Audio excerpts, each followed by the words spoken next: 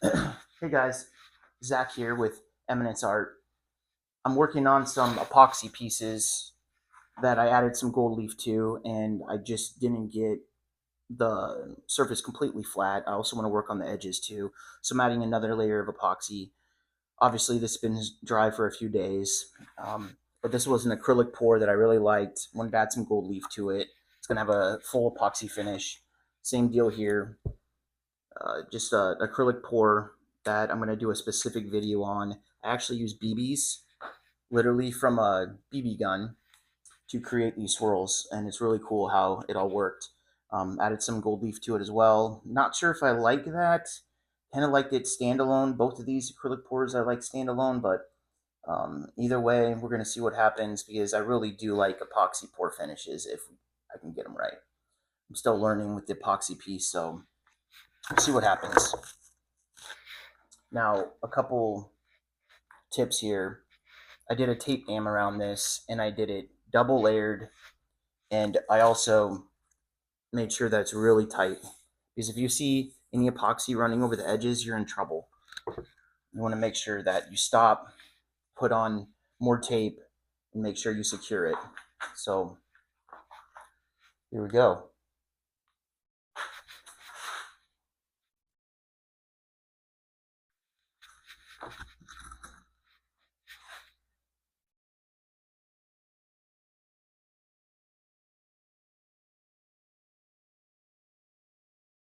Once you do this a few times, you know about how much you need.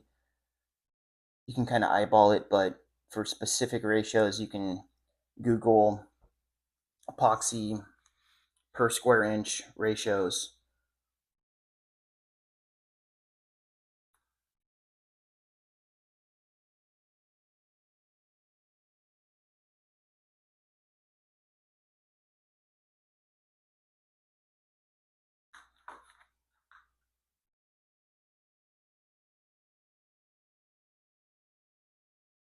You want to let epoxy dry for about 24 hours.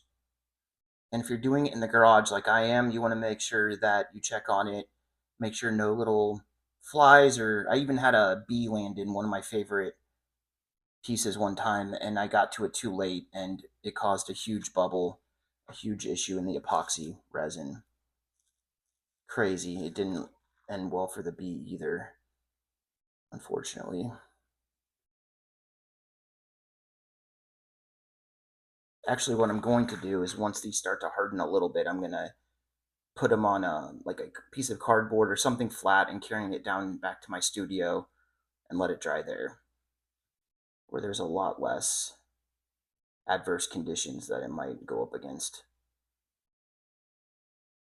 Because you do want to consider temperature, you do want to consider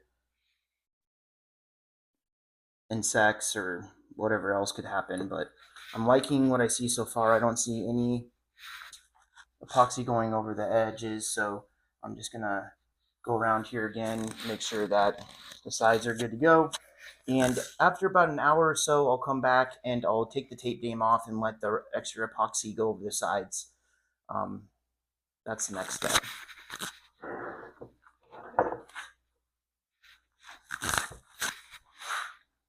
We'll check out this one over here.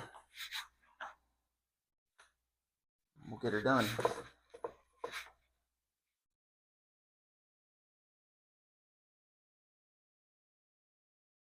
So if you don't know much about epoxy, the stirring process is really important. Obviously, you've got the two different steps, the hardener and the other piece, and you want to make sure that you stir it for at least 2 to 4 minutes really well. You don't have to have like an industrial spinner or whatever you call it, but just make sure that you really get that epoxy mixed up. And make sure you do it in a vented area too. When I was mixing it, I had my garage open, but for the video's sake, I didn't want cars driving by messing with the audio quality, so I'll open the garage again after this video is done, which is going to be in the next minute or so.